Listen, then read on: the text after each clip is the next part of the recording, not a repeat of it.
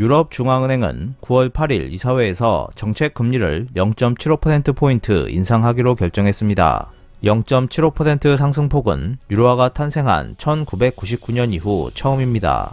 유럽에서는 우크라이나 위기에 수반하는 자원 상승으로 인플레이션율이 연내에 10% 정도까지 높아질 가능성이 있다는 말도 나오고 있습니다. 유럽중앙은행은 통상 0.25%의 3배가 되는 대폭적인 금리 인상으로 인한 경기 후퇴 리스크를 각오하고 고인플레이션을 억제하려 하고 있습니다. 주요 정책 금리는 0.5%에서 1.25%로 인상하고 은행이 중앙은행에 예치할 때 예금 금리는 0%에서 0.75%로 인상합니다. 새 정책 금리는 9월 14일부터 적용되는데 이 수준은 유럽 채무 문제가 심각했던 2011년 이후 높이까지 되돌아가는 것과 같았습니다. 지난 7월 이사회에서는 11년 만에 금리 인상을 결정하며 마이너스 금리 정책의 종류를 알렸습니다. ECB는 예상치 못한 인플레이션에 대처하기 위해 이번에는 금리 인상폭을 전회의 0.5%에서 확대할 필요가 있다고 판단했습니다. 이사회는 앞으로 여러 차례 회동에서 정책 금리를 더 올릴 것이라고 전망했습니다. 9월에는 미 연방준비제도 이사회가 0.75%의 금리 인상을 단행할 가능성이 높기 때문에 세계 여러 나라 주요 중앙은행들도 잇따라 금리를 인상하는 움직임을 보이고 있습니다. 캐나다 같은 경우 9월 7일에 0.75%의 금리 인상을 발표했습니다.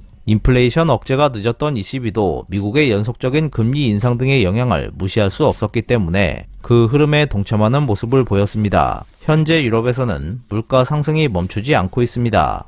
8월 유로권의 소비자 물가지수는 전년 동월 대비 9.1% 증가해 4개월 연속 사상 최고치를 기록했습니다. 가을부터 난방비가 치솟을 우려가 있는 것 외에도 식료품이나 서비스 가격이 오르는 등 인플레이션의 저변도 넓어지고 있습니다. 당분간 유럽중앙은행은 경기보다 물가 안정을 우선시할 것으로 보입니다. 라가르드 총재는 인플레이션율이 중기적으로 2%로 돌아올 때까지 필요한 만큼 금리 인상을 계속하겠다고 밝힌 바 있습니다. 중앙은행의 신인을 확보하기 위해서라도 저소득층의 영향이 큰 인플레이션 저지가 필요했을 것입니다. 이번 이사회에서는 새로운 경제 물가 전망도 제시했습니다. 인플레이션율은 2022년에 8.1%, 2023년 5.5%로 상향 조정했고 2024년쯤 2.3%까지 둔화될 것이라고 예상했습니다. 유럽중앙은행의 금리 인상 결정은 인플레이션과 경기 침체가 동시에 진행되는 스태그플레이션에 대한 우려를 키웠고 그로 인해 외환시장에서는 유로화의 가치가 20년 만에 최저치까지 하락했습니다.